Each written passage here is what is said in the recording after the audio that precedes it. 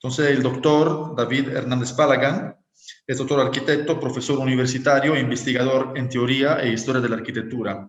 Ejerce la docencia en la Universidad Politécnica de Cataluña como profesor lector Serra Hunter Fellow en el Departamento de Teoría e Historia de la Arquitectura y Técnicas de Comunicación y en la Escola Massana de Artes y Diseño de Barcelona, donde es coordinador de investigación.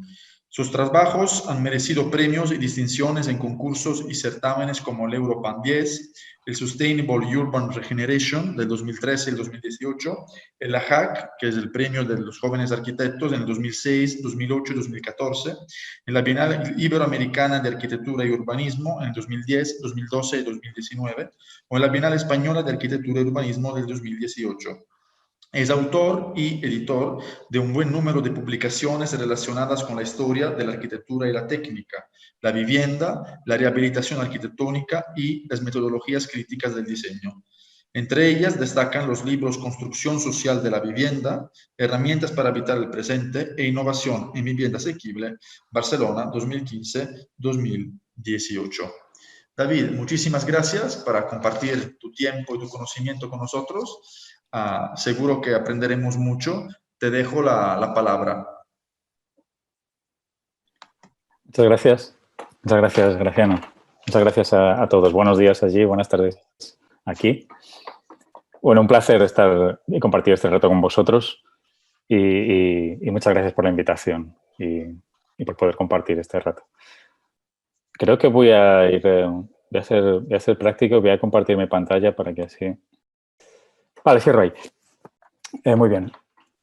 Vamos a hablar de vivienda difusa, que es un poco el compromiso que tenía para con vosotros, identificar un poco en qué consiste este concepto y ver un montón de ejemplos. En realidad lo que os voy a enseñar son todo un catálogo de ejemplos que podrían servir para identificar la vivienda contemporánea como vivienda difusa o como para catalogarla dentro de o con este adjetivo.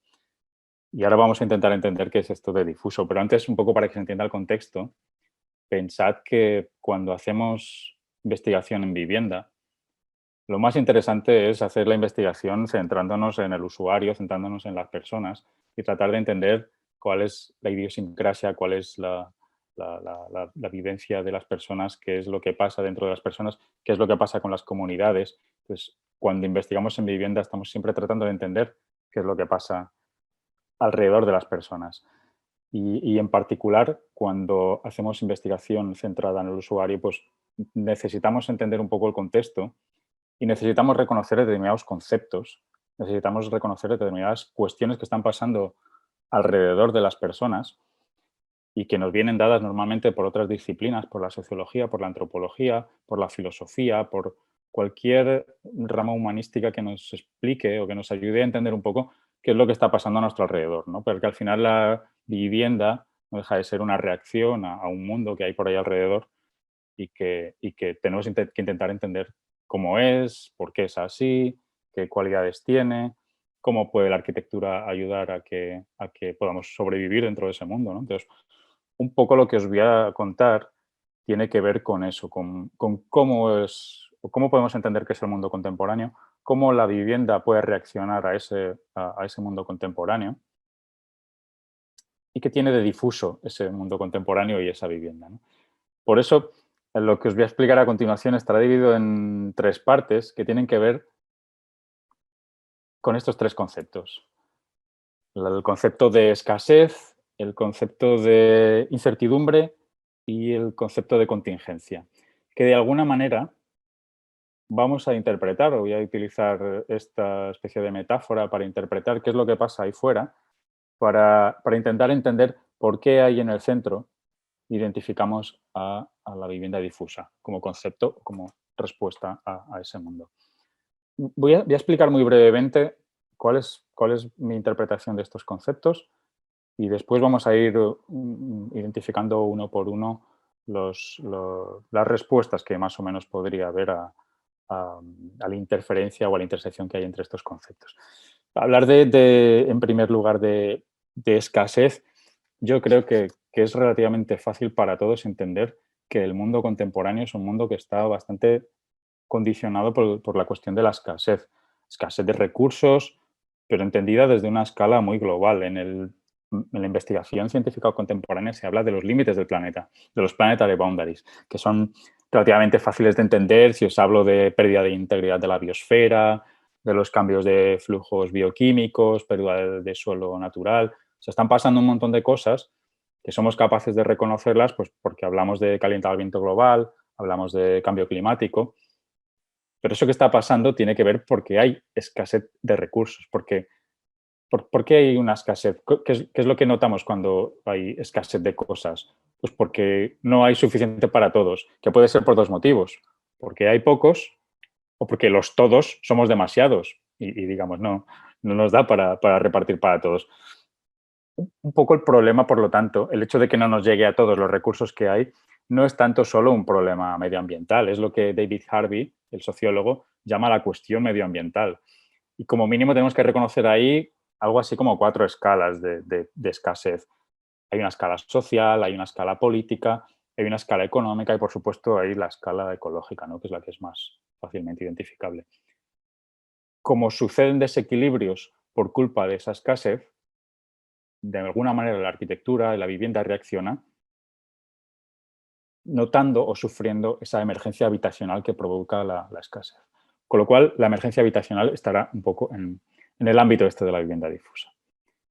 El segundo concepto que podemos mencionar es el de incertidumbre, uncertainty. Perdonad que está el esquema en inglés, pero normalmente cuando lo comparto con mis estudiantes son normalmente estudiantes internacionales y usamos esquemas en ese sentido, pero bueno, seguro que es sencillo de entender para todos. Cuando hablamos de incertidumbre, casi siempre utilizamos como referencia ese concepto de liquidez, ¿no? Eso que Zygmunt Bauman, también sociólogo, ha intentado identificar con esa circunstancia que pasa en el mundo contemporáneo en el que todo cambia tan rápido que para cuando queremos entender algún proceso y lo queremos analizar, ya ha cambiado, ¿no? Los cambios de procesos, todo sucede de una manera tan acelerada que nos es imposible atender a poder conocerlos con intensidad porque están en constante evolución, ¿no? Es lo que pasa también en la ciencia con el principio de incertidumbre, ¿no? De Heisenberg, que nos provoca que cuando intentamos analizar en profundidad un suceso, la propia observación está modificando el objeto de estudio, con lo cual al final nunca podemos saber exactamente qué es lo que está pasando, ¿no? Pues esto nos está pasando en el mundo actual, ¿no? Todo cambia rápido, hablamos de globalización, el imperialismo comercial, cómo evolucionan las tecnologías de la información y la comunicación, las tecnologías en general, el mundo virtual, las redes sociales, ¿no? Todo está pasando tan rápido que no nos da tiempo a tener una idea clara de cómo sucede eso, ¿no? Con lo cual el mundo está en cierta manera acelerado. De hecho, existe una teoría del aceleracionismo, que de hecho viene de las izquierdas, que entienden que todo está tan acelerado ya que si llevamos al límite el proceso de la aceleración, de alguna manera el sistema se bloqueará y acabaremos con el capitalismo, ¿no? O sea, es una teoría real que surge de la filosofía y de la reacción, digamos, progresista a lo que está pasando. El mundo está acelerado y eso nos provoca una incertidumbre, nos provoca un hábitat incierto, nos provoca que no sabemos a qué tenemos que responder cuando hacemos hábitat, ¿no? Es otra condición que tenemos que tener en cuenta. Y una tercera condición o una tercera característica del mundo es eso de la contingencia. Lo de la contingencia es fácil de explicar y a veces es difícil de poner ejemplos. Algo es contingente cuando es una cosa, pero podría ser otra. Es lo que se dice de algo puede ser o no ser. Incluso también en la ciencia, seguro que habréis oído hablar del experimento del gato de Schrödinger, donde el gato está vivo y muerto a la vez. No vamos a llegar a ese límite, pero digamos es algo que sucede ahora, ¿no? Y en arquitectura se ha investigado, especialmente yo diría la figura de Jeremy Till, el profesor del Central St. Martins, el profesor inglés, que ha intentado exponer cómo el hecho de que la arquitectura se adapta a esa escasez y a esa incertidumbre provoca que sea una cosa u otra diferente en función de cómo se desarrolla el contexto. Con lo cual hay un cuestionamiento disciplinar del propio hecho arquitectónico y hay un cuestionamiento del tipo de respuestas que hay que dar, ¿no? Con lo cual vivimos en esa sensación de contingencia de tener que ser capaces de adaptarnos y por tanto la propia arquitectura el tipo de arquitectura que acabaremos haciendo es contingente. Será una cosa, a lo mejor acabará siendo otra cosa, pero tendremos una idea, pero evolucionará y quién sabe que será esa arquitectura en el futuro, ¿no? Todo este, ¿no?, ciclo, todas estas ideas de condiciones que tenemos a nuestro alrededor, en realidad las tenemos que interpretar desde un contexto de complejidad, ¿no? Complejidad al final es lo que define a este mundo. Y la complejidad nos lleva también a intentar interpretar mejor cómo son las fricciones, cómo son las intersecciones que pasan entre estas condiciones. Por eso en este esquema hemos dibujado circulitos, ¿no? La vivienda difusa como concepto nos aparece en el centro, pero si nos fijamos en las intersecciones, sería fácil reconocer reacciones que la arquitectura y la arquitectura residencial tiene con el objetivo de atender a condiciones específicas o a las condiciones específicas que están en la intersección en la posible intersección de dos de estas condiciones, ¿no? De cada dos. Digamos que el hecho de que se alcance esta catalogación de difuso sería cuanto más nos aproximamos al centro y cuanto más a cuenta se han tenido no solo dos condiciones, sino tres condiciones. Pero en todo caso, el hecho de identificar las intersecciones entre dos de estas condiciones nos permite clasificar de alguna manera determinadas tendencias que ya somos capaces de identificar digamos, en la vivienda contemporánea por todo el mundo. Yo os voy a enseñar un montón de ejemplos, que la mayoría de ellos son de mi contexto local, de Barcelona, o quizás con alguna muestra también de otras ciudades europeas, pero no quiere decir que estas tendencias no se vean en otros lugares del mundo. ¿De acuerdo? Yo os voy a hablar de lo que tengo más cercano, de lo que conozco, o algunos edificios que he podido visitar o proyectos que he podido conocer. En particular, de estas intersecciones me interesan tres conceptos y van a ser un poco, digamos, los ejes del relato que yo os voy a contar. Cuando la escasez se junta de alguna manera con la incertidumbre, lo que provoca es que el hecho de habitar, el hecho de cohabitar se vuelve difuso. Tenemos un problema, digamos, de acceso, tenemos un problema de emergencia, tenemos un problema de no saber durante cuánto tiempo lo vamos a tener. Bueno, pues el tipo de cohabitación que se va a producir es difuso.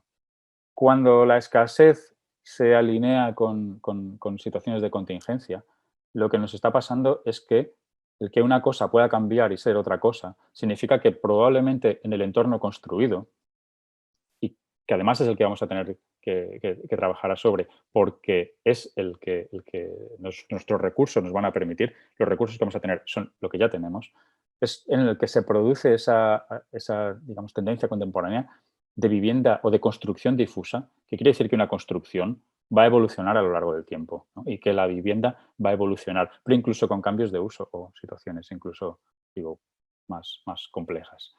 Si miramos a la alineación entre la incertidumbre y la contingencia, lo que nos vamos a encontrar son situaciones en las que la propia situación de cambio lo que nos está requiriendo es algún tipo de reacción flexible, vamos a decir, flexible, adaptable, elástica, ¿no? Pero también indefinida, en cierta manera, porque como reacciona a lo que no sabemos si es una cosa u otra, normalmente vamos a utilizar la indefinición, la falta de jerarquías, ¿no? Vamos a utilizar eso como una arma con la cual intentar cubrirnos o con la cual intentar reaccionar frente a, digamos, a esas posibilidades o a esas condiciones que nos pide el mundo. Con lo cual, vamos a hacer un análisis de estas tres miradas. Vamos a intentar localizar cohabitaciones difusas, vamos a intentar localizar construcciones difusas y vamos a intentar localizar tipologías difusas. Y yo os voy a enseñar unos cuantos ejemplos, la verdad que tengo un montón, pero vamos a irlos viendo bastante ágilmente, es decir, yo voy a pasar diapositivas relativamente rápido, porque seguramente algunos de los ejemplos que utilizaré digamos, para defender estas etiquetas ya los conoceréis, y porque en todo caso no me interesa profundizar demasiado en los proyectos, sino en la idea del por qué detrás de ellos hay esta concepción de elemento difuso, de vivienda difusa. Vamos a empezar con el concepto de cohabitación difusa. Y voy a utilizar para la definición de cada uno de estos conceptos, voy a utilizar una metáfora. Voy a utilizar tres metáforas en la sesión de hoy Y para hablar digamos, de cohabitación difusa, vamos a utilizar la metáfora de la diferencia entre lo táctico y lo estratégico. Habitualmente, la arquitectura, sobre todo el trabajo con la ciudad o con la gran escala, ha trabajado desde el planteamiento estratégico, desde un análisis en profundidad que nos dirige, de alguna manera, a utilizar los recursos que tenemos pensando a largo plazo, por decirlo así. Digamos que hacer arquitectura no es inmediato, se tarda mucho en hacer arquitectura, además es caro, se gastan muchos recursos y tiene mucho impacto en la población, en los habitantes, etc. Con lo cual, habitualmente, la arquitectura se ha hecho planteándose desde el medio a largo plazo. Si queréis, podemos incorporar el medio. Cuando hablamos de cohabitación difusa, que es un tipo de manera de convivir, por eso lo indico en el esquema, lo que podemos utilizar es un planteamiento táctico. Las tácticas son mecanismos que no buscan la larga escala o el pensar a largo plazo, sino que buscan pensar a corto plazo. Es una manera de probar si una solución puede dar resultados o no. O sea, una táctica es algo que me sirve para testear, para chequear si aquello que yo estoy buscando, si aquella reacción, aquel impacto que estoy buscando, se da o no se da. En caso de que no se dé, la táctica es fácilmente eliminable, por decirlo así, o es fácilmente, podemos deshacer lo que hemos hecho sin problema. Podemos deconstruir, podemos desmontar, ¿no? Por lo tanto, los mecanismos de construcción, las acciones espaciales de construcción a corto plazo, que son tácticas, o el tipo de vivienda táctica que se podría plantear en este tipo digamos, de problemas, las cualidades que tienen son pues esa capacidad para ser desmontable, capacidad para ser modulables, capacidad para reaccionar a cuestiones muy concretas que suceden en ámbitos temporales concretos, en ámbitos geográficos concretos, ¿no? Si la táctica funciona, se podrá generar una estrategia para que a largo plazo, digamos, se pueda aplicar también. Pues quedaos con ese concepto, ¿no? Lo táctico como estrategia a corto plazo. Y vamos a ver una serie de ejemplos. Vamos a empezar por un tipo de vivienda, ¿no? Y cuando digo un tipo de vivienda es porque a lo mejor, digamos, puede ser, digamos, complejo entenderlo desde la lógica de la arquitectura de la vivienda que tenemos normalmente digamos, en nuestros libros, en la cabeza. Un tipo de manera de hacer vivienda es el pensarlo directamente para las personas que no tienen vivienda. Que digo, no, toda la vivienda está pensada para los que no tienen vivienda. Bueno, no exactamente. Hay gente que su vivienda, por decirlo así, es la calle. Y es el caso de este proyecto, que se llama Zero Flat, que hacen en Barcelona para la Fundació Arrels, que es una fundación que básicamente intenta que la gente no duerma en la calle, ¿no? Y que se dedica a reincorporar a personas que viven en la calle de alguna manera a la vida social. El proyecto... perdón, que ahora no sé por qué no me pasa. Ahora. El proyecto lo que intenta hacer es literalmente construir una calle. O sea, ¿no? Desde entender que hay personas durmiendo en la calle, lo que se quiere construir son como apartamentos en los que lo que se propone es una prolongación de la calle donde lo que se van a encontrar las personas que necesitan este tipo de alojamientos es lo que se encontrarían en la calle. Se encontrarían una fuente, se encontrarían un lavabo, pequeños espacios donde puedan, digamos, tener una cierta intimidad. Pero desde incluso la concepción arquitectónica del proyecto, fijaros que es un apartamento, esto es un trabajo en sección, aquí tenemos la calle y lo que se propone es literalmente una prolongación de la calle que lo único que propone es que estas personas tengan una cierta intimidad, unas ciertas condiciones para pasar la noche. Se proponen unos elementos como unos pequeños camastros con unas persianas con las que puedan gozar de esa cierta intimidad y de los mínimos recursos como para que se puedan asear y para que puedan un poco guardar sus cosas incluso debajo de ese camastro. Y sencillamente ese es el proyecto, es decir, la manera de reaccionar, la manera táctica de reaccionar ante ese problema de emergencia de gente durmiendo en la calle es no alterar digamos, sus condiciones o no alterar sus condiciones personales individuales o incluso yo diría que sus decisiones en cuanto a al por qué estén en la calle o no, no se cuestiona, simplemente se les mejoran las cualidades de su propia calle, ¿no? Pues esto es una manera de hacer vivienda difusa que reacciona de una manera táctica a un problema. Y fijaros que al final el problema arquitectónico, por decirlo así, se reduce a la resolución, bueno, por una parte a la propia táctica de ampliar la calle, por otra parte a la resolución de un objeto para poder dormir con cierta intimidad, ¿no? Si lo llevamos a una escala un poquito más grande y seguimos pensando en homeless, personas sin hogar, como el objetivo de este tipo de estrategias tácticas, nos vamos a fijar en algún ejemplo, vamos a ver un par de ejemplos de ese tipo. Uno está en Londres y es del equipo de Rogers y no es más que un tipo de construcción prefabricada, construcción en taller, toda ella prefabricada, transportada en camiones y montada. Este tipo de edificios se montan en una semana, que se aprovechan de la oportunidad de que algún barrio, algún distrito cede un solar temporalmente para que las personas sin casa puedan utilizarlo como hogar temporal, ¿no? O sea, tenemos ese concepto de la temporalidad, volvemos a tener un problema de emergencia de personas que, por lo que sea, por circunstancias de la vida, en un determinado periodo de tiempo, se ven con la necesidad de recurrir a estos servicios y la arquitectura responde con una táctica y con un tipo de construcción que lo que permite es resolver o dar solución al problema de una manera inmediata y de una manera que además es reversible.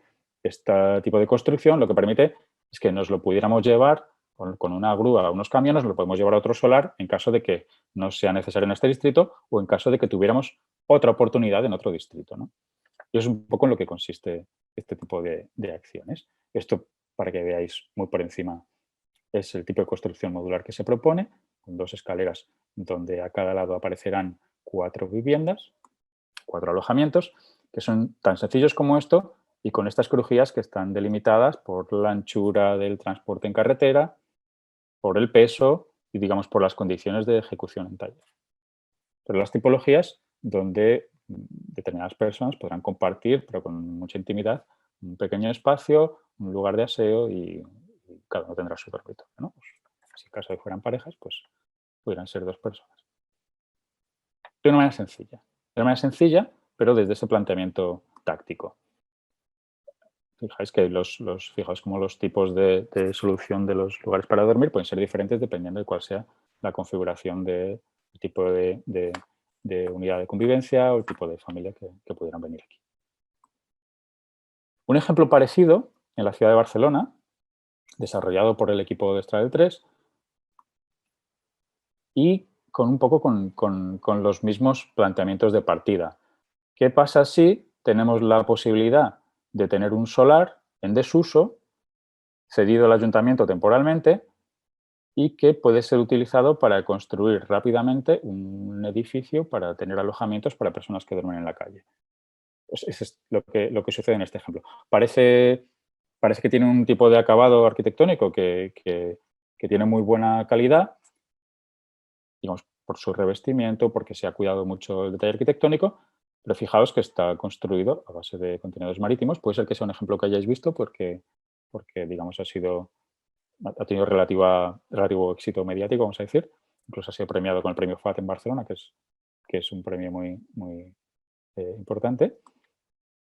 Y que en el fondo lo que viene a ofrecernos este tipo de soluciones, que se conocen como APROP, que es algo así como alojamientos de proximidad provisionales, lo que se consigue es que personas, ya que probablemente no son personas que están en la calle, pero son personas a las que se ha desahuciado, se les ha expulsado de sus hogares, y es una manera de evitar que estas personas tengan que abandonar el barrio o tengan que abandonar la ciudad. Es decir, fijaos en la paradoja. La arquitectura reacciona de manera inmediata construyendo algo que es temporal, porque es un tipo de construcción temporal, con el objetivo de conseguir que a largo plazo aquellas personas puedan seguir viviendo en su barrio, que no se les expulse de su barrio para evitar la gentrificación, etcétera, ¿no? Así que a veces se dan estas paradojas y el hecho de utilizar tácticas es precisamente una manera de responder y de reaccionar ante estas mecánicas o estas cosas feas que pasan a veces en las ciudades. Fijaros un poco en el tipo de organización que se propone. Al final podemos tener un tipo de alojamiento, que es este alojamiento alargado, en el que obviamente lo que está pasando es que un solo contenedor marítimo ¿no? da lugar a que viva una persona una área de convivencia pequeña, pero también podemos juntar dos y tenemos una área de convivencia más grande, pues una familia o un grupo de convivencia en el que hay más de 2 miembros. Y esto es un poco el aspecto que tienen por dentro, que son alojamientos que tienen mucha dignidad. Un poco lo que os decía de las tipologías, pero con su sección, el alojamiento sencillo, con su sección, el alojamiento doble, vamos a decir, con su sección. Voy a hacer una ráfaga simplemente para que sepamos o para que entendamos de dónde viene la lógica de este tipo de construcciones, sobre todo utilizando contenedores. Fijaros que tenemos ejemplos en Europa que desde hace mucho tiempo utilizaban esta solución constructiva, esta modularidad y construcción ligera, de apilamiento rápidos, sobre todo para hacer viviendas y pequeños campus universitarios para residencias universitarias. Entonces, hay un montón de ejemplos de ese tipo, como los Keybonen de Ámsterdam, que es este ejemplo que veis, y fijaros que es todo un barrio de viviendas para estudiantes.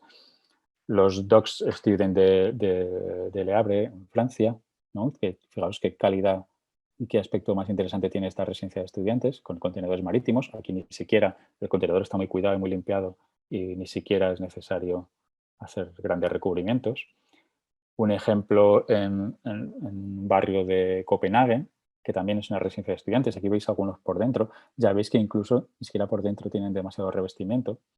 Es decir, que se aprovecha la propia temporalidad o la idea de eso que tiene de fresco, el hecho de que sea una vivienda que vais a usar durante un periodo de tiempo muy corto, ¿no? Que es lo que va a pasar con un estudiante. Pues bueno, va a estar aquí 1 año, 2 años y seguramente luego se irá a compartir piso o lo que sea, ¿no? O sea, es una solución rápida. O este ejemplo de Berlín también, que está... De hecho, este ejemplo de Berlín es famoso porque está como a las afueras de Berlín, pero en la dirección del campus, con lo cual hay como un recorrido, hay una ciclovía, una vía para ir en bici que conecta directamente esta residencia con uno de los campus universitarios. Con lo cual, sabemos que teníamos estas posibilidades, ¿por qué no utilizarlos de manera táctica?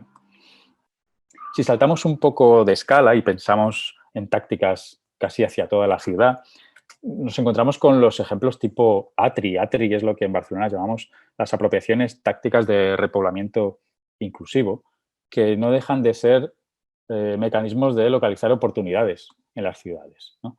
Esto es un trabajo que hacen también desde ATRI Barcelona con un estudio de Medellín, donde intenta localizar oportunidades en las ciudades de Barcelona y de Nueva York en un concurso que se llamaba el BCN New York City Affordable Housing Challenge, y que consistía en localizar estos tipos de oportunidades. Solares que se pueden construir donde hay todavía plantas para construir, digamos, vacíos dentro de edificaciones construidas, solares paralizados porque hay una construcción o una herencia o algo que no termina de funcionar, o medianeras que digamos que delante tienen como microsolares que son como oportunidades para construir delante, ¿no? Por decirlo de alguna manera. Ejemplos en Barcelona, en Nueva York, lo paso muy rápido. Y un poco la lógica que hay en relación a este tipo de tácticas es que se codiseña entre la propia comunidad que después va a convivir o utilizar esto como cohousing, ¿no? Con lo cual, la localización de la oportunidad, el codiseño y el tipo de hábitat que habrá después forman un poco, digamos, ese conjunto en el que participa toda la comunidad. Al final, la lógica constructiva, adaptable de una construcción modular, con sistemas constructivos ligeros, etcétera, es la que puede dar solución a este tipo de problemáticas. Y esto, bueno, sería como una imagen de lo que podría pasar, ¿no? Si se llevara a cabo este tipo de propuestas.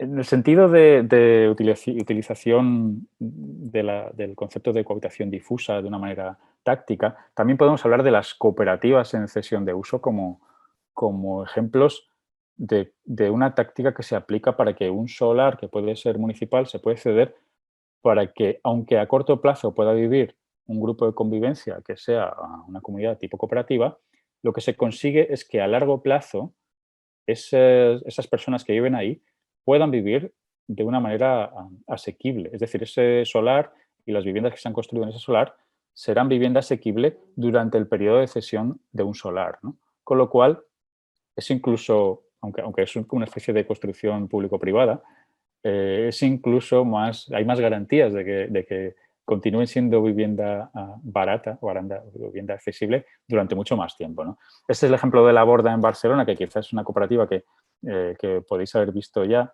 porque es realmente relativamente conocida.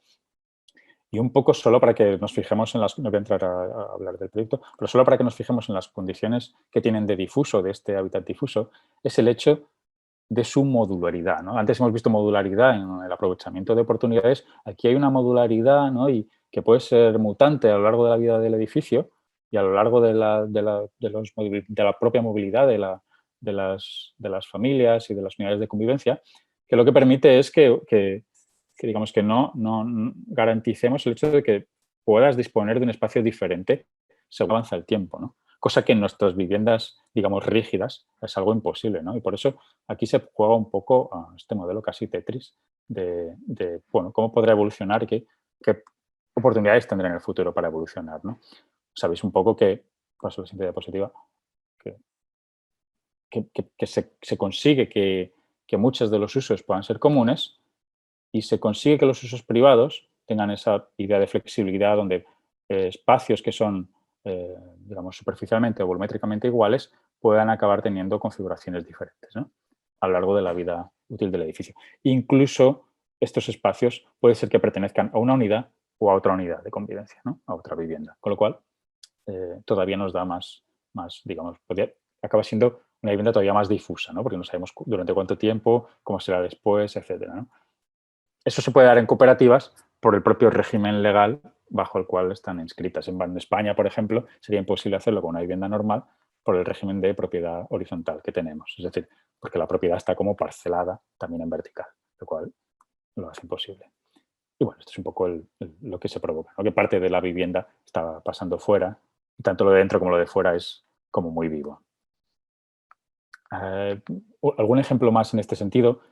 Que me interesa que fijarnos en la parte tipológica de este ejemplo, porque digamos, da lugar tiene en potencia posibilidades muy interesantes a nivel tipológico. El hecho de pensar cooperativas como estas, este es un barrio de diferentes tipos de cooperativas, algunos son programas parecidos a los de cesión de uso, otros son cooperativas privadas, otros son autoconstrucciones, digamos, o de grupos de personas, autopromociones, quiero decir. Y construyen este barrio donde hay, fijaros, todas estas unidades en Zúrich y algunas de ellas, que os las puedo indicar, esta de aquí y este de aquí, son unidades que son cooperativas de estas personas, que son las personas que participan desde la propia gestión del planeamiento del barrio, ¿no? Y que por lo tanto se consideran y son los habitantes reales del espacio público, de los espacios intermedios y de los espacios más privados, ¿no? Porque lo han diseñado y han participado en el diseño de todo. Fijaros lo que tiene interesante, decía la tipología, y es el hecho de que la parte privada, la unidad privada, que aquí podéis ver en esta especie de pequeños boxes, ¿no? Se reduce a lo mínimo. La unidad privada, si nos fijamos, por ejemplo, en esta de la esquina, pues hay un dormitorio muy generoso, un espacio de lavabo muy generoso y un vestíbulo, casi diríamos, vestíbulo, vestidor que tenemos a la entrada. Es decir, se ha reducido casi a una suite de hotel, ¿no? Si queréis, alguno parecido. Hay otros que son un poquito más grandes, pero en general un poco la idea es esa. Vamos a reducir al mínimo lo que es mi espacio privado y todo el espacio intermedio que tenemos por aquí sigue siendo espacio de mi vivienda, pero es espacio que comparto con otros miembros de la cooperativa, ¿no? Eso me permite que, por ejemplo, en esos espacios intermedios pues pueda haber una proyección de cine, pueda tener una cocina común y pueda haber cosas que se cocinen en común. Siempre que pongo esta diapositiva en clase, mis estudiantes solo se fijan en que las botellas están medio vacías, con lo cual se deben pegar unos buenos fiestones en estas viviendas y es normal porque, claro, con tanto espacio compartido, pues seguramente es gente que se lleva muy bien, que han hecho el proyecto juntos y que disfrutan mucho con este tipo de vivienda, ¿no? Con lo cual, y acabo con esta parte, voy mirando el reloj por allí para que no me vaya pasando demasiado. Esta parte, lo que aprendemos de esta especie de cohabitación difusa es que se da un espacio para la participación, se da espacio para entender que el hábitat este del futuro o del presente, del futuro inmediato, seguramente es un hábitat nómada, donde vamos a necesitar entender que los grupos de convivencia, las viviendas, las unidades de convivencia van a necesitar mucha capacidad de movilidad, de cambio, y por otra parte responde y es capaz de responder, este tipo de cohabitación difusa es capaz de responder a la emergencia, ¿no? Por eso es un nuevo tipo de co-living, por eso es un tipo de vivienda táctica. Vamos a avanzar a la segunda, digamos, a la segunda interpretación que podemos hacer de la vivienda difusa. La construcción difusa. Como en el caso anterior, voy a utilizar otra metáfora. En este caso, me interesa la metáfora del open building. En el open building, del cual seguro conocéis este esquema de abajo a la izquierda, este esquema de John Bracken cuando hace la división entre la vivienda, digamos, el soporte y el interior de la vivienda, cuando diferencia que la parte estructural de la vivienda, por decirlo así, o los elementos fijos o el soporte, pertenece a un rango de intervención dentro del ámbito de la arquitectura y, sin embargo, hay otro rango de intervención, si el otro es más profesional, este sería más cercano al usuario, en el cual podemos modificar como todo lo que tiene que ver con el interior, que al final es con el, digamos, el envoltorio interior de nuestro hábitat, ¿no? Pues entendiendo, Bracken entendía esta división con el objetivo de evitar la obsolescencia, por decirlo así, o pensar los edificios desde una obsolescencia que sea lo más eficiente posible, que lo estructural sea lo más duradero posible, que lo que no es estructural, lo que es el interior, el infill, sea lo más fácil de modificar posible sin generar residuos, ¿no? Si nos llevamos este esquema a su máximo nivel, llegamos a este dibujo, que es el que está aquí arriba a la izquierda, es el dibujo de Stuart Brand. Stuart Brand, el autor de How Buildings Learn, es como los edificios evolucionan en el tiempo. Y es su esquema de las 6 S. El esquema de las 6 S lo que hace es no solo identificar el base building, ¿no? El soporte y el interior, sino que lo que hace es identificar todas las capas que puede haber en un edificio y que tienen, por decirlo así, tiempos diferentes. Por una parte tenemos el lugar, la estructura, la piel, los servicios, la distribución o el space plan y las cosas que tenemos por allí, ¿no? El mobiliario, etcétera, ¿no? Cada capa podría pertenecer a un agente diferente, a la vez que cada capa podría tener unos tiempos diferentes. El sitio va a estar allí siempre. La estructura es mejor que esté lo más posible si vamos a gastar recursos en hacerla. La piel no debe ser duradera, pero debe ser implementable también. Los servicios quizás ya no tanto, porque es más fácil que digamos, que nos caduquen o que se vuelvan obsoletos. Y así sucesivamente, ¿no? Con lo cual tenemos que pensar la lógica de los tiempos de cada capa. La metáfora es, ¿qué pasa si nos llevamos esto al siglo XXI y lo entendemos en relación a este concepto de escasez que mencionaba antes, ¿no? Lo que nos está pasando es que podemos ponerlo en relación con el esquema de lo que conocemos como las tres Rs, que tiene que ver con un texto de Joel McCower, que es muy famoso entre los consumidores, entre la manera de hacer consumo o en el mercado, que es The Green Consumer Supermarket Guide, que es como la guía verde para el consumo, ¿no? O para el consumo en los supermercados. Y en esa guía, lo que se nos dice es hay que consumir siempre siguiendo las 3 Rs, si no queremos agotar los recursos del planeta. Y las 3 Rs son refuse, reuse, recycle. Es decir, antes de consumir nada, primero pensemos si podemos optar por no consumir. No. Es decir, antes de comprar nada, o antes de, digamos, de provocar que se produzca un nuevo objeto en el universo, vamos a intentar reusarlo. Vamos a decir, no voy a comprar, no voy a consumir, voy a intentar utilizar lo que ya tengo. La segunda cuestión tiene que ver con reusar, ¿vale? Reuso comprar, voy a intentar reutilizar algo que ya tengo. Pues voy a buscar una silla que ya tengo, la voy a modificar, voy a utilizar una vivienda, voy a buscar una vivienda que ya tengo y la voy a modificar para no tener que hacer una nueva. Y la última R sería la de reciclar, vale, recycle, vale. Tengo la vivienda, a lo mejor la vivienda o tengo la silla y la silla no me sirve, pero puedo desmontar las patas y con esas materiales hacer otra cosa. Con la vivienda o con un edificio puedo hacer igual. Puedo desmontarlo y con esos materiales hacer otra cosa, ¿no? Pues si nos llevamos este esquema, lo ponemos en comparación con las 6 S o con el sistema de base building más infill, lo que nos damos cuenta es de que probablemente siempre podemos reusar, construir nada nuevo y siempre podemos reutilizar o cambiar el uso o reciclar aquello que ya no nos es útil, ¿no?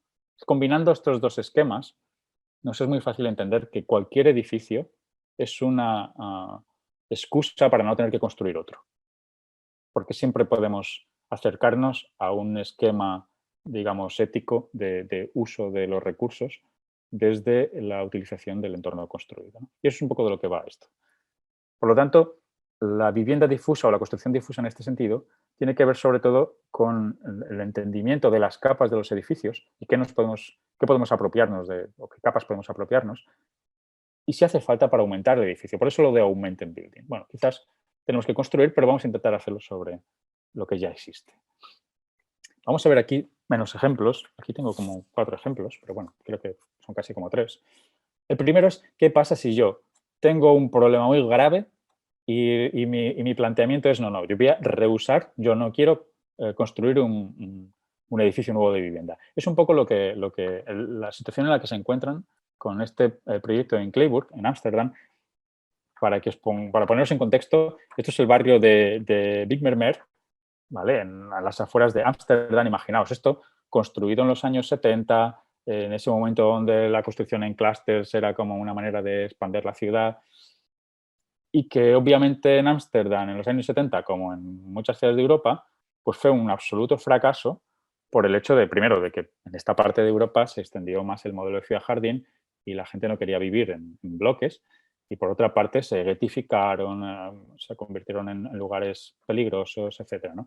Con lo cual la situación actual de este lugar, si os fijáis en el esquema de la izquierda, en rojo está todo lo que se está demoliendo, en azul está cómo será el barrio del futuro, ¿no? Pero hay uno de los edificios, que está por aquí, que se mantiene, ¿no? Por lo tanto, se decide, no sé si tiene que ver con la memoria, pero cuando a los arquitectos, sobre todo a Enel Architects, se les propone derribar ese edificio, ellos en el planeamiento ya dicen, no. Nosotros con este edificio podemos hacer maravillas, ¿no? ¿Por qué? Porque están mirando ese esquema y están rehusando construir cuando ya tienen una posibilidad con el edificio que tienen. Aquí está un poco el esquema de lo que ellos hacen sobre ese edificio. En rojo está más o menos lo que desaparece, en verde lo que aparece de nuevo.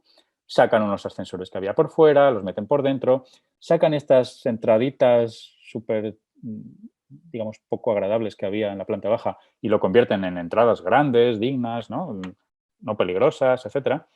Y eliminan como almacenamientos que había en planta baja, los recolocan en vertical junto a los ascensores y convierten todo el espacio de planta baja en un espacio con vida, útil, locales comerciales, servicios de primera necesidad, etcétera, ¿no?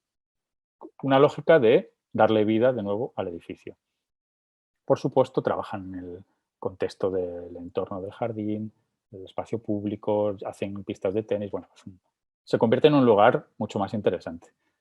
Se recuperan incluso los elementos que podrían ser más, digamos, podrían estar más deteriorados o podrían dar una imagen de construcción barata como eran estos elementos prefabricados de hormigón. Lo que hacen es limpiar uno por uno, barrerlos y convertir ese hormigón en una superficie limpia que casi desde allí se ve como granito.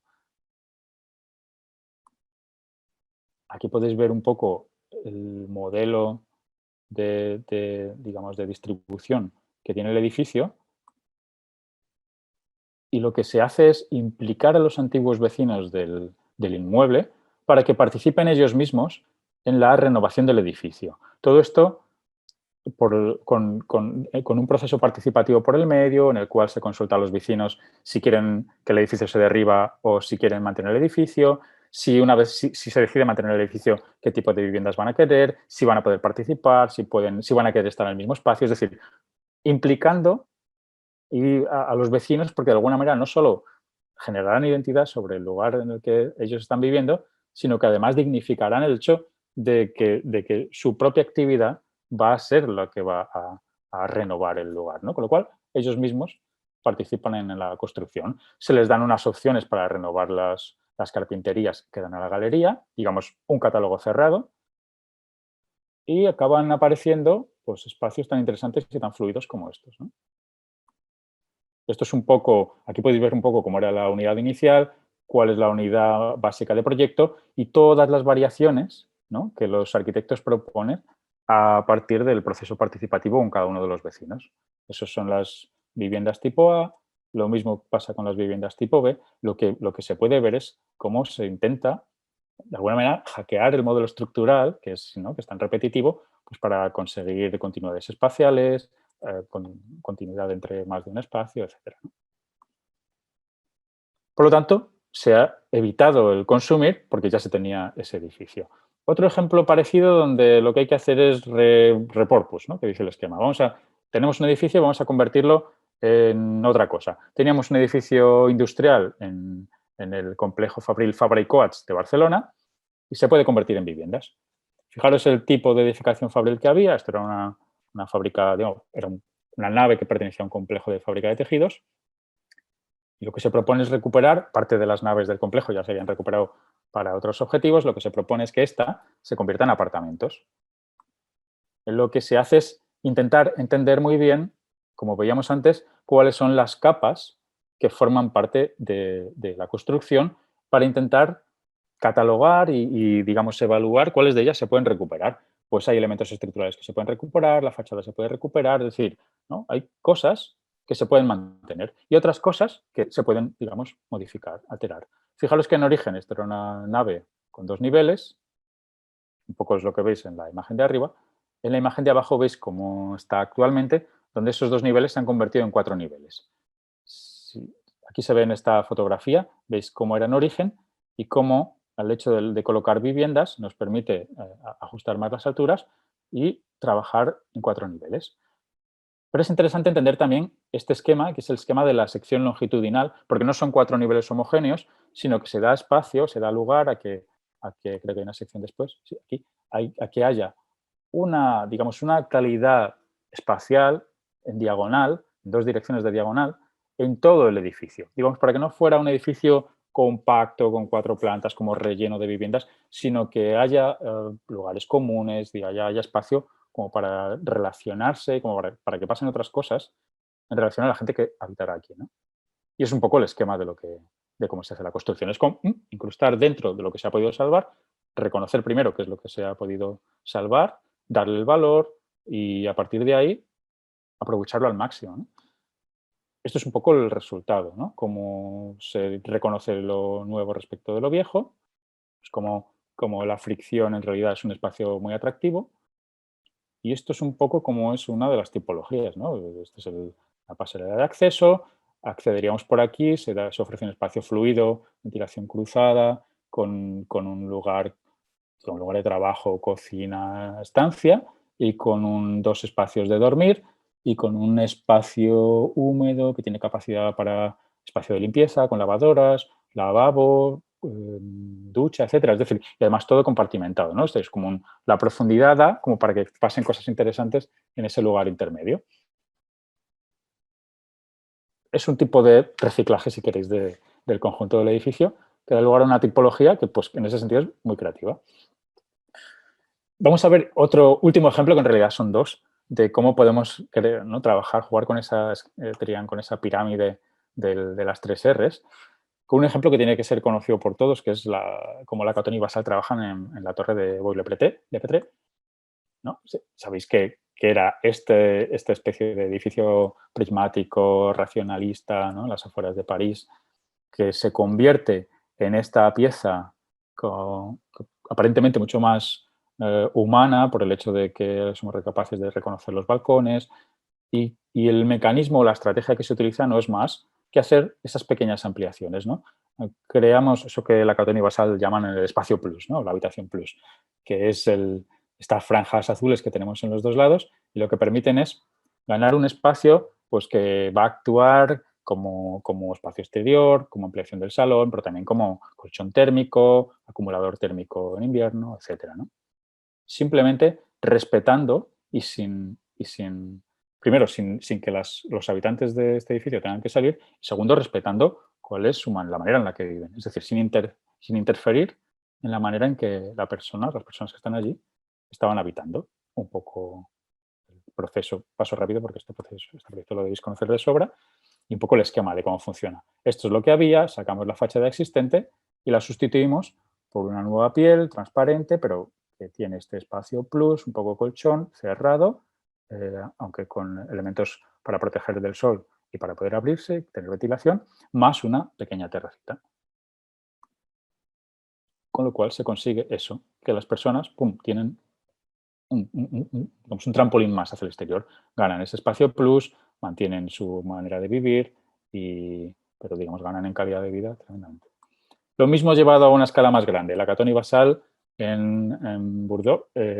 Fijaros estos bloques que tienen una pinta dudosa, como sobre esta escala tan grande, esto es un complejo de varios bloques, se puede hacer una actuación siguiendo la misma estrategia. Es decir, quedaros con que aquí el proyecto es la propia estrategia, ¿no? O sea, es el propio mecanismo estratégico.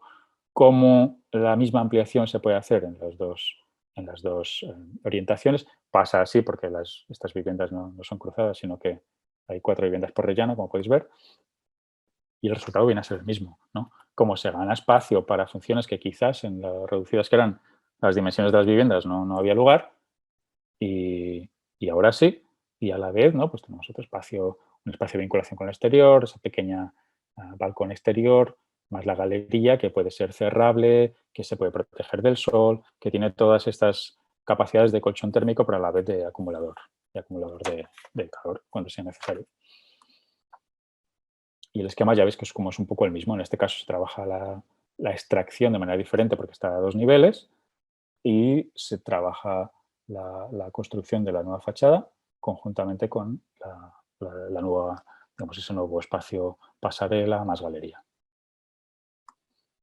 Con lo cual, ¿qué nos está pasando en esta intersección, ¿no? Pues, bueno, el hecho de jugar con pocos medios y el hecho de una cosa pueda cambiar y pueda ser otra cosa, nos hace movernos en esa construcción difusa donde pensamos en cómo los edificios evolucionan, cómo hacemos uso positivo de la austeridad, de decir, bueno, vamos a utilizar los recursos que tenemos y cómo nos hacemos más conscientes del entorno que ya tenemos construido, ¿no? Y cómo intentamos sacar de él aquello, digamos, lo mejor que nos dé, ¿no? Entonces, potenciarlo al máximo. Y por eso no hablamos tanto de Open Building, porque no se ha pensado las capas en principio, pero somos capaces de reconocer las capas y aumentamos, ¿no? Esa construcción. Por eso lo de Augmented Building. Venga, vamos a la tercera posibilidad para construir vivienda difusa y vamos a hablar de tipologías difusas. Tipología difusa me lleva a una tercera metáfora. ¿Acordaos de las metáforas de las que estamos hablando? Hablamos de la vivienda táctica, de las 3 Rs en el segundo caso. Aquí vamos a hablar de la vivienda distribuida como metáfora. Esto que veis aquí son esquemas de sistemas, ¿vale? Esquemas de sistemas, pues, estaríamos hablando de un concepto matemático, del análisis en matemáticas, de la topología, donde la proximidad entre puntos, de alguna manera, te genera unas relaciones. Hemos estado demasiado acostumbrados históricamente a modelos centralizados, donde las relaciones entre los puntos de un sistema, entre los nodos de un sistema, era centralizada. ¿Qué es lo que provoca una relación centralizada como esta? Que hay determinada fragilidad en el sistema porque todo depende de un nodo. Para que os hagáis una idea, es lo que pasa con vuestras redes sociales. En vuestras redes sociales, vosotros estáis conectados con otros. De hecho, una red social sería más bien el modelo B, pero se aproxima a la. Es un modelo en el que toda vuestra información no transita entre nodos, sino que va a un centro de datos, ¿no? Un centro de datos sería como este de aquí.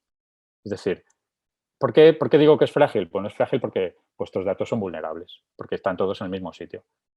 ¿Eso dónde no pasa? No pasa en una red distribuida, ¿no? Entonces, en topología, el hecho de poder utilizar las redes distribuidas lo que nos permite es generar no jerarquías, todo lo contrario de las jerarquías. Nos permite una flexibilidad para movernos entre diferentes elementos sin que ninguno de ellos sea más importante que el anterior, ¿no? Es lo que pasa si alguien está, digamos, familiarizado con el ámbito del computer science, es lo que tiene que ver con los modelos blockchain que hay ahora, ¿no? Donde la comunicación, la información no se centraliza, sino que por una idea de protección de datos, la información se desplaza de manera peer-to-peer, de manera de una persona a otra, de un nodo a otro, por lo tanto, de una manera distribuida, ¿no?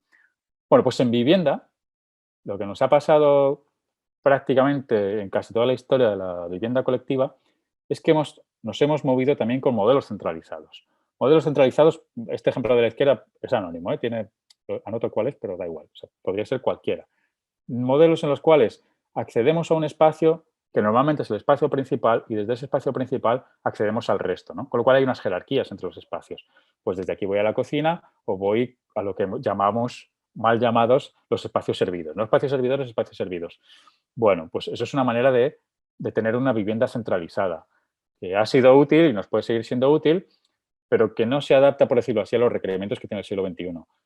Un ejemplo paradigmático de lo que puede ser una vivienda distribuida puede ser este ejemplo de Sana. Ojo, que esto es una vivienda unifamiliar. Pero bueno, se parece a las cooperativas de Zúrich, si os dais cuenta, que hemos visto antes, ¿no? Es decir, la vivienda distribuida, como concepto tipológico, ya lo empezamos a ver en algunos de los ejemplos que hemos visto hasta aquí, pero ya veréis cómo también en modelos de vivienda colectiva, como el de escalera con rellano a dos viviendas, veréis cómo en ese caso también se puede dar, ¿no? Y es un poco el tipo de ejemplos que quiero enseñaros ahora. Os voy a enseñar un montón de ejemplos, porque aquí sí que tengo un montón de ejemplos, pero voy a intentar ir súper rápido porque la mayoría de ellos solo me interesa que nos fijemos en alguna cosa concreta. Y sí que voy a repetir unos cuantos arquitectos. O sea, es decir, aquí hay unos cuantos arquitectos, la mayoría de los que os voy a enseñar son gente muy joven de Barcelona, que utiliza los recursos de esta vivienda distribuida como un mecanismo para generar vivienda desjerarquizada. Es decir, el objetivo fundamental es tener una vivienda que es flexible por el hecho de ser desjerarquizada, por el hecho de no provocar ningún tipo de jerarquías. Empezamos con este ejemplo de Peris Toral. No está, es un estudio de Barcelona, Marta Peris y José Toral. Es un estudio de Barcelona, pero este ejemplo es en Melilla, que es como en el norte de África, en una ciudad que es de España. Son simplemente para el contexto, para que veamos, es un ejemplo urbano en una ciudad no muy grande. Esto es un poco las vivienda baja, planta tipo, y quiero llevaros directamente a cómo se percibe la vivienda en el interior. La vivienda en el interior aparentemente es un espacio fluido en el cual vemos que hay como una serie de cajones, ¿no? Vemos como unos cierres, unas esquinas que aparentemente son irregulares, pero que os voy a enseñar la tipología. La tipología lo que hace es identificar unos lugares desjerarquizados completamente en los cuales se pueden incorporar las funciones más privadas. Pueden ser dormitorios, quizás pueden ser espacios de trabajo que necesitan un grado de aislamiento más importante, mientras que el resto de la vivienda tiene que ver con las funciones del habitar que son más comunes, que pueden ser compartidas, ¿no? Con lo cual, lo privado, de alguna manera, se convierte en pequeñas cajas, perdón, y lo público de la unidad de convivencia es más fluido. Es una idea de vivienda distribuida. O sea, es una tipología que distribuye los diferentes usos, los diferentes nodos, que pueden ser más importantes, y tú puedes viajar de uno a otro pasando por los espacios comunes sin ningún problema. No necesitas pasar por un espacio distribuidor específico que te lleva a un espacio principal. Aquí no hay espacio principal ni espacio secundario. Hay espacios que pueden tener un uso más privado y el resto del espacio fluido, por decirlo así, ¿no? Bueno, esto es un ejemplo, es que lo podéis ver en diferentes tipologías. Un ejemplo incluso más pequeño, unas viviendas que Peris Toral hacen con el equipo Bonell Hill, un equipo prestigioso y veterano de Barcelona, y hacen unos apartamentos para gente mayor en la Plaza de Glorias, que es reconocible por el edificio de Don Perro, de Jean Nouvel, que está ahí detrás. Este es el edificio.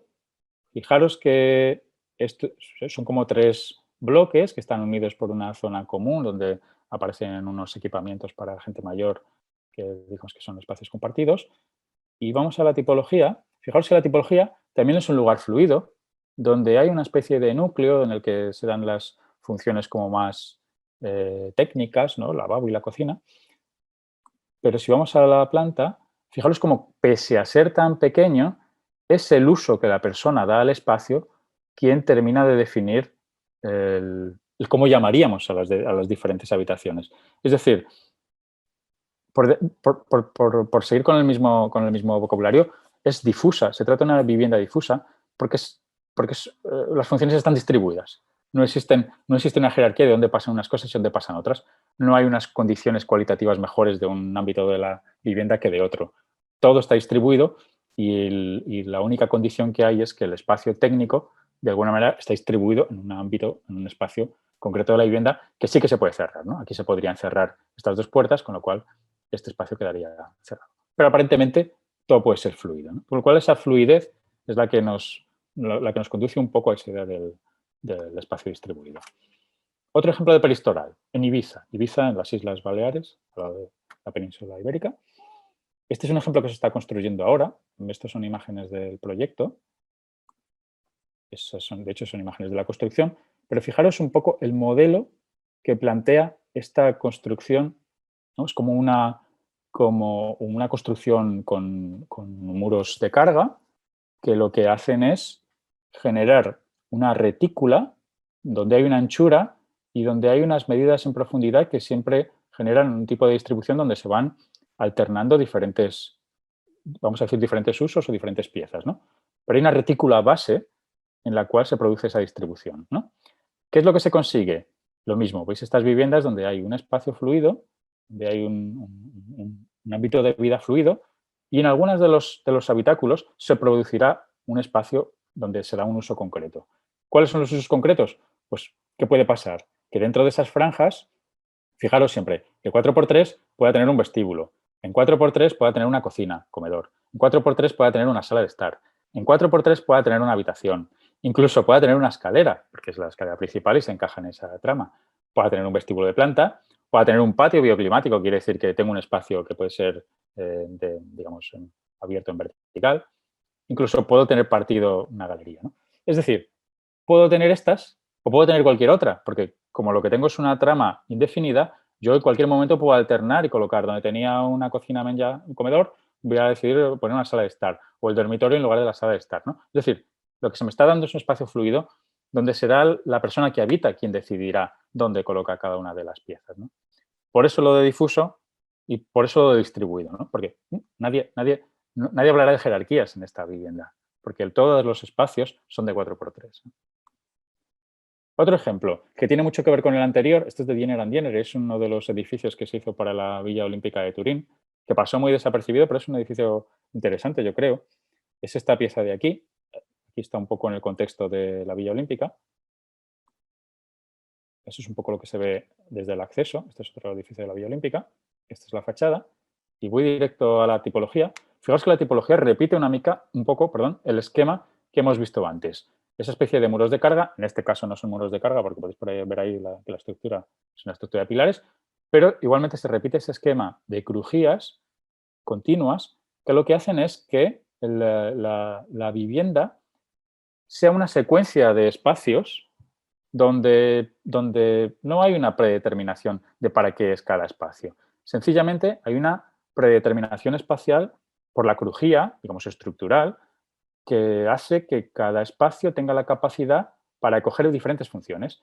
Y por la manera en la que están escalonadas o están distribuidas, pues sean mejor uno u otro uso dependiendo del tipo de convivencia o del tipo de unidad de convivencia que venga a habitar, ¿no? Aquí podéis ver una planta tipo, siempre hay 2 viviendas por planta y si os fijáis son siempre diferentes, a veces hay unas galerías, a veces unos espacios que son espacios más técnicos, pero digamos, hay un escalonamiento de espacios y serán los usuarios, serán los habitantes y los habitantes quienes decidirán de qué manera incorporan los usos, ¿no? Un ejemplo que tiene que ver con esto, pero que aparentemente nos podría parecer una vivienda centralizada y no distribuida. Este es un ejemplo en Zúrich del estudio de Mathis Camplade, que es un arquitecto bastante interesante, que tiene algunos edificios parecidos a este. Esto es un edificio multigeneracional. Esto, para que me entendáis, son 6 familias que se ponen de acuerdo y se autopromocionan, se hacen una autopromoción de este edificio de 6 viviendas. Son multigeneracionales porque lo que se proponen es, o digamos, el reto es, ¿puede una misma tipología dar cabida a que los modelos de vivienda sean para personas jóvenes, para estudiantes que comparten vivienda, para personas que tienen familias nucleares con padre, madre, hijo, hija, y para personas mayores, personas ya senior que necesitan algún tipo de asistencia? ¿Puede una sola tipología dar digamos, solución a eso? Bueno, pues lo que está proponiendo aquí Camplade es un modelo, os lo voy a avanzar para que lo veáis más grande, pero ya podéis ver que las condiciones son esa especie de fluidez espacial donde se van sucediendo habitaciones. Y aquí, si os fijáis, la sucesión da esa idea de centralidad que puede tener este espacio, pero fijaos que todos los espacios que hay alrededor de ese espacio tienen más o menos las mismas dimensiones y desaparece la centralidad en el momento en el que aparecen recorridos secundarios como que para pasar de un dormitorio o de lo que podría ser un dormitorio, porque realmente tampoco está muy indefinido, de lo que puede ser este espacio a lo que pueda ser este espacio, yo tengo dos posibles recorridos y lo mismo me pasa entre este espacio y este espacio, ¿no? Me puedo ir por aquí, por allá. Tengo, por tanto, secuencias espaciales, incluso en determinados momentos tengo aperturas espaciales que lo que hacen es que los espacios sean indefinidos, sean reversibles, puedan ser una cosa u otra, ¿no? Quizás con la excepción del espacio, en este caso, que no tiene una centralidad no por jerarquía, sino por situación espacial o situación de control, ¿no?, del resto de la vivienda. Pero está esa idea de indeterminación que busca la eliminación de jerarquías, ¿no? Esto se puede ver en este otro edificio en Barcelona, el edificio del Estudio Mayo, que quizás conocéis, que también es relativamente conocido, donde se intenta convertir lo que sería una vivienda de ensanche típica de Barcelona en una secuencia de dormitorios. Avanzo a la siguiente diapositiva para que veáis un poco cómo se vuelve a producir ese esquema de fluidez espacial y también para que veáis aquí cómo, digamos, ellos una planta lo que hacen es convertirlo en 20 habitaciones y 20 habitaciones entre 4 quiere decir que cada vivienda tiene 5 habitaciones. 1, 2, 3 en diagonal, 4 y 5, a los espacios técnicos, por decirlo así, ¿no? Y si os fijáis en esos esquemas, puede haber movilidad de esos rooms, de estas habitaciones, entre una vivienda y otra vivienda. La cuestión o el objetivo, el mismo, indeterminar qué uso se puede hacer de cada uno de los espacios o facilitar que se puedan hacer diferentes usos en todos ellos, ¿no? Otro ejemplo, ahí voy a pasar más rápido, esto es un proyecto mucho más complejo en Glorias, donde el resultado lo hacen 4 equipos de arquitectos diferentes. Vamos, tiene la complejidad de intentar generar una especie de 2 bloques.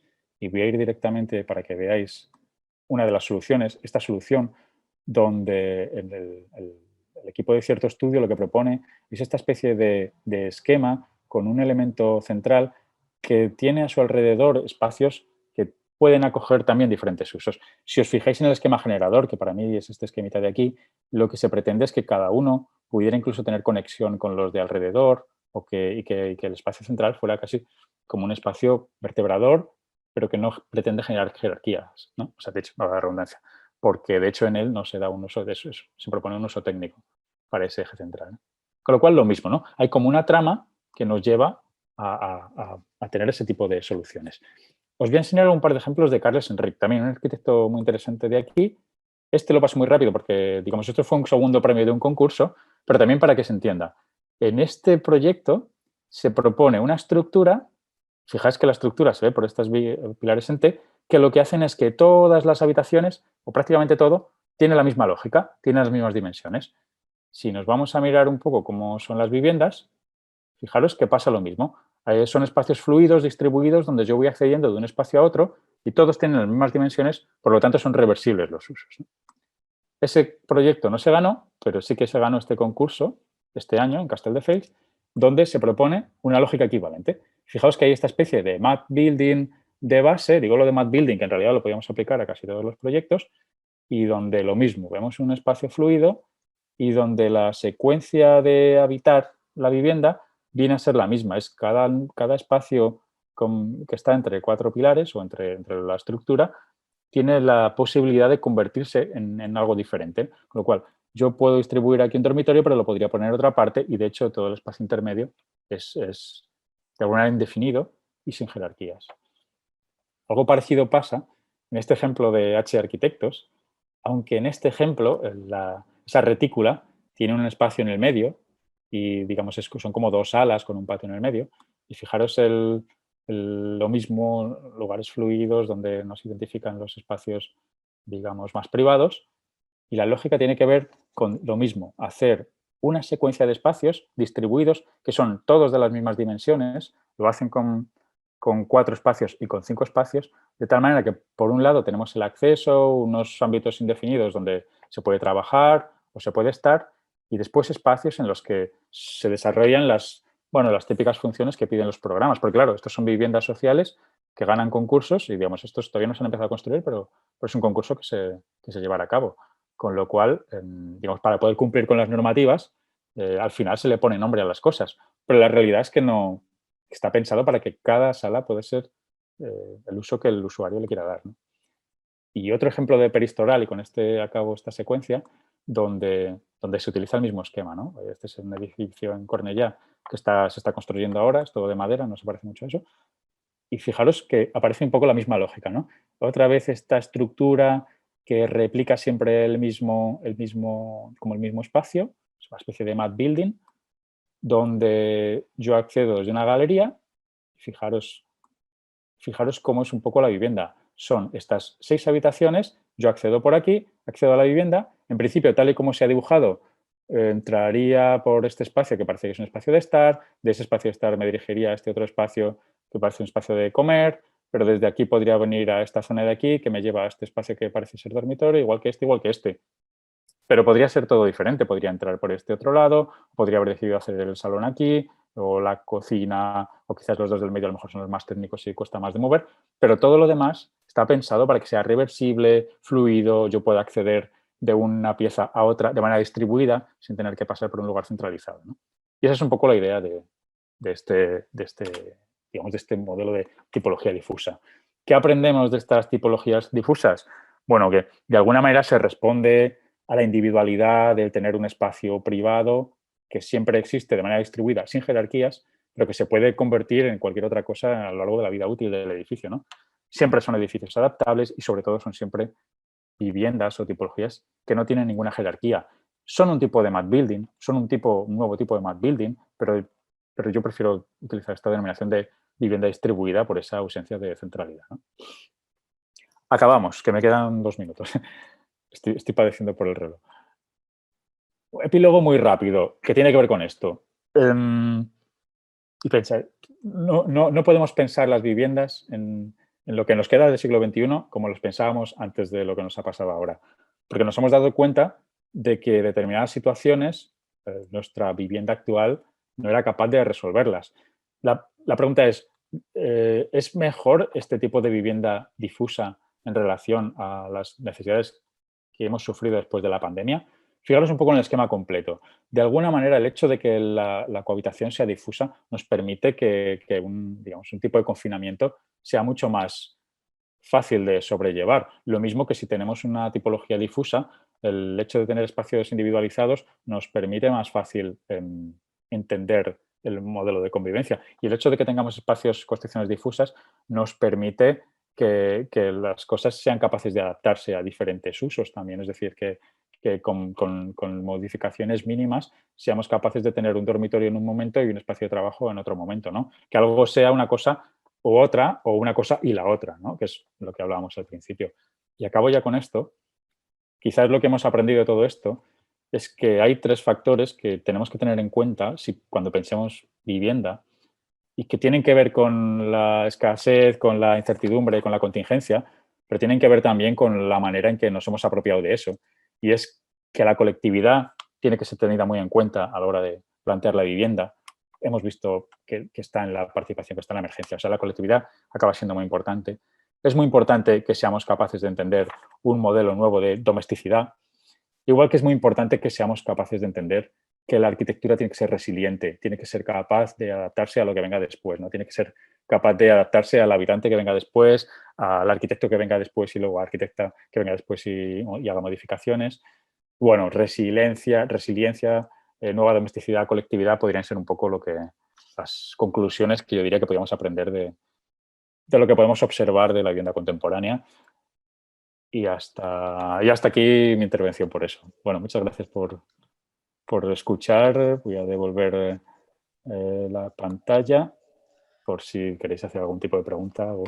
No, David, Perdón, muchísimas gracias porque creo que ha sido muy densa la plática, muy interesante, con muchos conceptos, muy actual, ¿no? O sea, realmente son temas que creo que a margen, digamos, de muchas teorías, pero son temas que al día de hoy son muy actuales, ¿no? Por lo que estamos pasando. Es decir, hay una cierta respondencia entre la teoría como más abstracta y luego cosas que estamos viviendo. Por lo tanto, sí que de una cierta forma lo entendemos porque lo estamos probando, ¿no? Entonces, es muy interesante esta cuestión, ¿no? Que al final se replantea qué es una vivienda, ¿no? E incluso después o a lo largo de esta pandemia, ¿no? Y el tema de la vivienda difusa, o sea que ya la vivienda ya no es el típico departamento, ¿no? Que tiene la puerta de entrada y el balcón y la recámara, sino que es un espacio, ¿no? Que tiene que ver con todas esas cuestiones que tú planteas, ¿no? A través de esas metáforas. Yo digo, dejo la palabra aquí a los participantes porque creo que a lo mejor pueden tener alguna duda y creo que sería interesante si tú, David, le podrías responder. ¿Alguien quiere tomar la palabra? Carlos, por favor.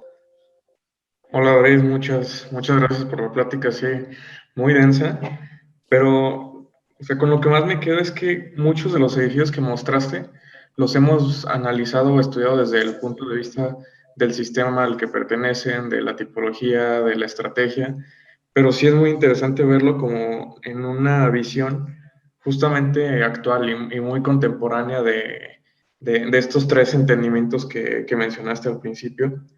Y todavía más si lo pones en el punto en el que estamos, ¿no? Que fue con lo que cerraste, que creo que fue lo que cierra la charla de una manera muy contundente.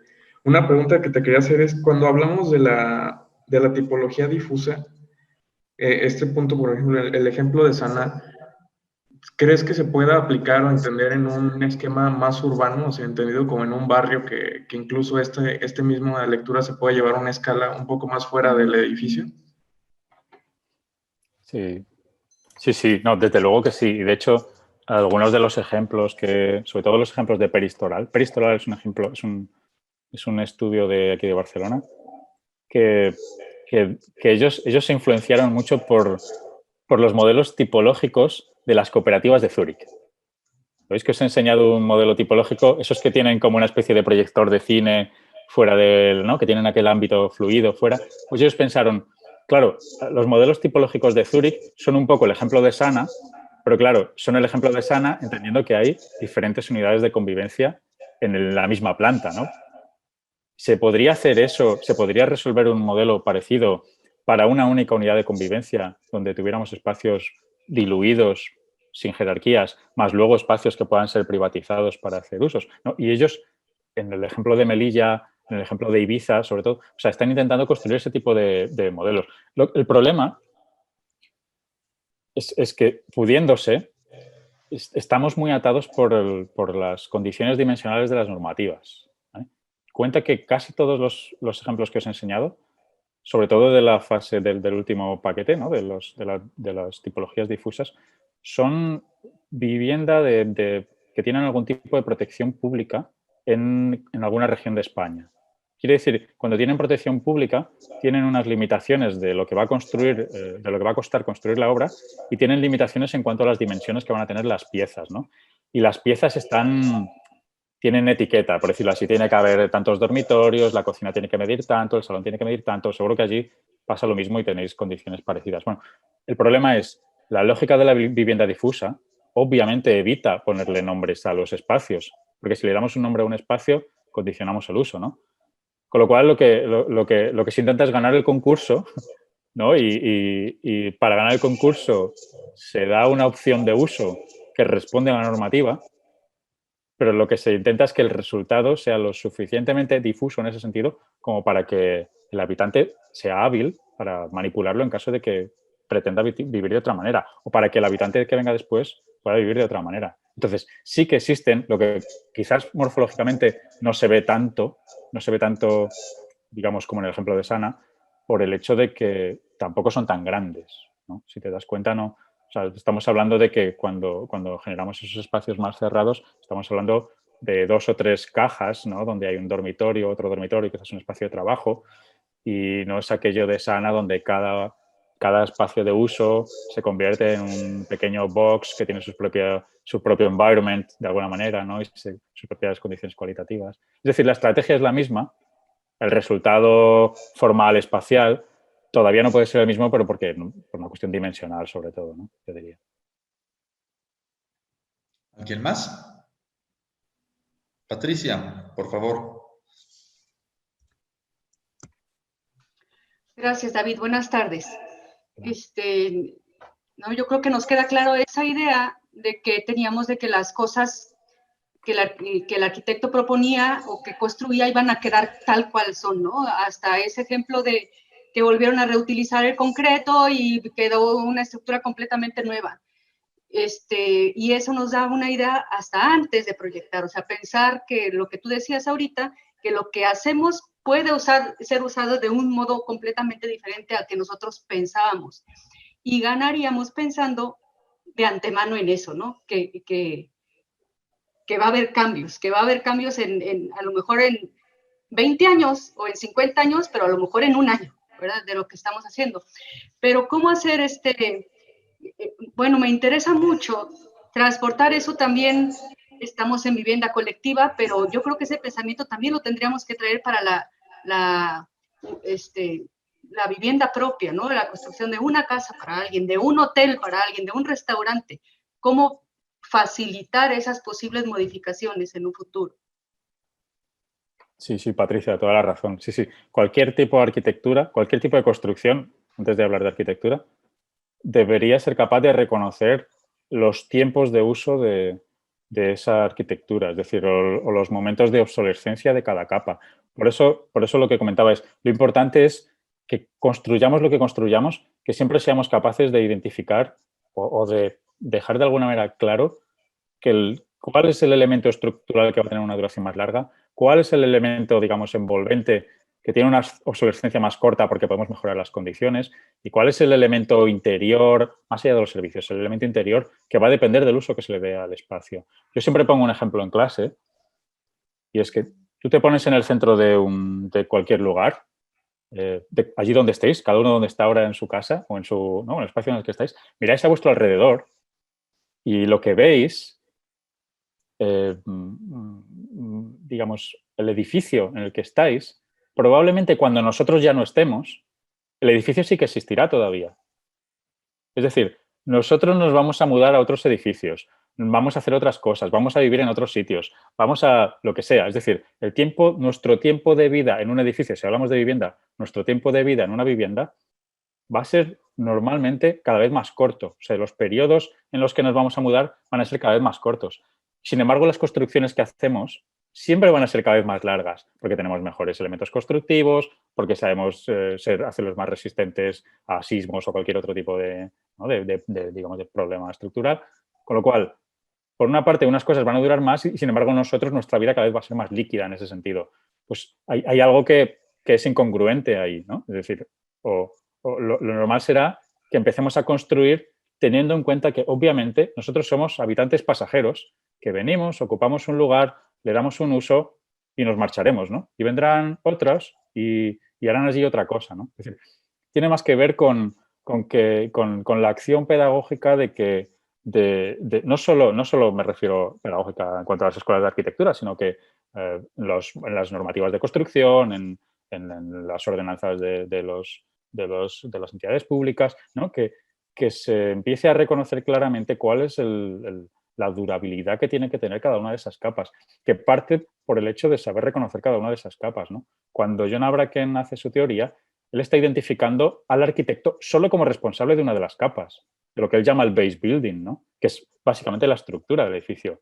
Al resto de las capas no le otorga a la arquitecta, al arquitecto, digamos, la potestad de tomar decisiones sobre ella, sino que se lo otorga o al usuario o al habitante cuando hablamos de las capas más hacia lo privado, o digamos, al urbanista como una figura, digamos, casi más entre humanista y política que participa en la decisión de las soluciones urbanas. Es decir, digamos, hay competencias por una parte, la definición de competencias, la distribución de competencias está por una parte, pero por otra parte está el hecho de nosotros también de usar el sentido común y ser conscientes de que lo que hacemos no es definitivo, sino que literalmente es contingente.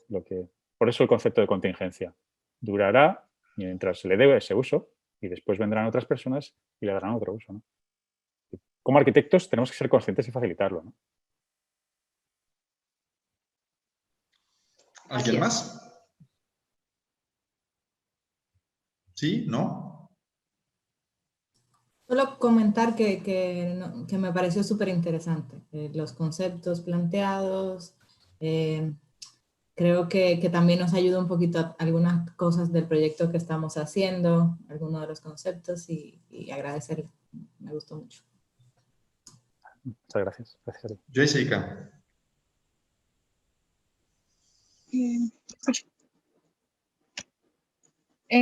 Pues muchas gracias, David. También quiero decir que todos los conceptos que tocaste fueron muy interesantes y asimismo me hace pensar cómo podría ser la oportunidad de traducirlo a Latinoamérica, porque justamente pues hablando de la pandemia, en esta temporada y pues en el lugar en el que vivo, que es Colombia y específicamente Bogotá, la venta de viviendas ha subido y pues gracias a los subsidios que vienen desde el gobierno, pero esta idea de la vivienda es siempre permanente aquí pues en la ciudad. Entonces, esta idea de los espacios difusos, de las tácticas temporales, me parece muy interesante.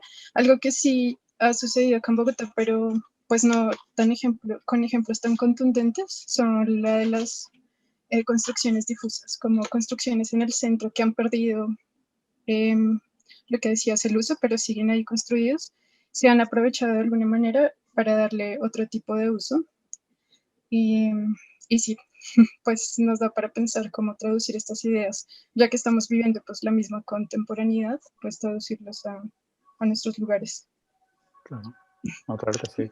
No, yo creo que hay lugares como Bogotá, hay muchas oportunidades en ese sentido, porque aparte también hay buenas escuelas de diseño, es decir, el hecho de trabajar muchas veces en Latinoamérica desde el concepto ese de scarcity, digamos, de escasez, o de a veces los recursos no son si hablo en primera persona y hablo de España, nuestros recursos no son los recursos de Zúrich ni de los recursos de Holanda, nuestros recursos son mucho más pequeños y a veces pasa que en algunas de vuestras ciudades pueden ser incluso también menos recursos, pero el hecho de utilizar la escasez, la contingencia, digamos, estos conceptos como herramientas creativas, como para empezar los brainstormings desde allí, sí que da lugar a veces incluso para que, por ejemplo, para que en sitios como Bogotá se plantee un respeto diferente del patrimonio por el hecho de considerar la acción construida como algo a proteger.